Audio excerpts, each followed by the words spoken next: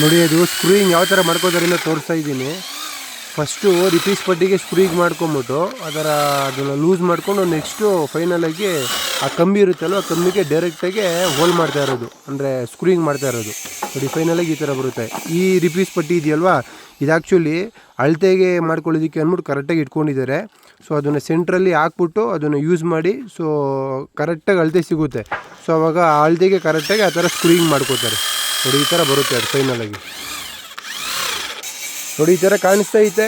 ಇನ್ನೂ ಹೆಚ್ಚಿನ ಮಾಹಿತಿಗೆ ಇದ್ರದ್ದು ಎಷ್ಟೆಷ್ಟು ಬೀಳ್ತು ಏನು ಮತ್ತು ಎಷ್ಟು ರಿಪೀಸ್ ಪಟ್ಟಿಗಳು ಯೂಸ್ ಆಗಿದ್ದಾವೆ, ಎಷ್ಟು ಖರ್ಚು ವೆಚ್ಚ ಬೀಳ್ತು, ಅದು ಎಲ್ಲ ಫುಲ್ ಇನ್ಫಾರ್ಮೇಷನು ನಮ್ಮದು ಇನ್ಸ್ಟಾಗ್ರಾಮ್ ಪೇಜ್ ಇದೆ MS ಫಾರ್ಮರ್ಸ್ ಅಂದ್ಬಿಟ್ಟು. ಸೊ ಅದರಲ್ಲಿ ಇನ್ಫಾರ್ಮೇಷನ್ ಆಗಿರ್ತೀನಿ. ಮತ್ತು ಫುಲ್ ಡೆಪ್ತು ಡೀಟೇಲ್ ವೀಡಿಯೋ ಬೇಕಂದರೆ ನಮ್ಮದು ಫೇಸ್ಬುಕ್ ಪೇಜ್ ಇದೆ MS ಫಾರ್ಮರ್ಸ್ ಅಂದ್ಬಿಟ್ಟು.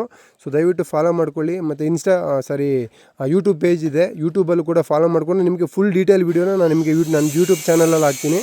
So thank you so much.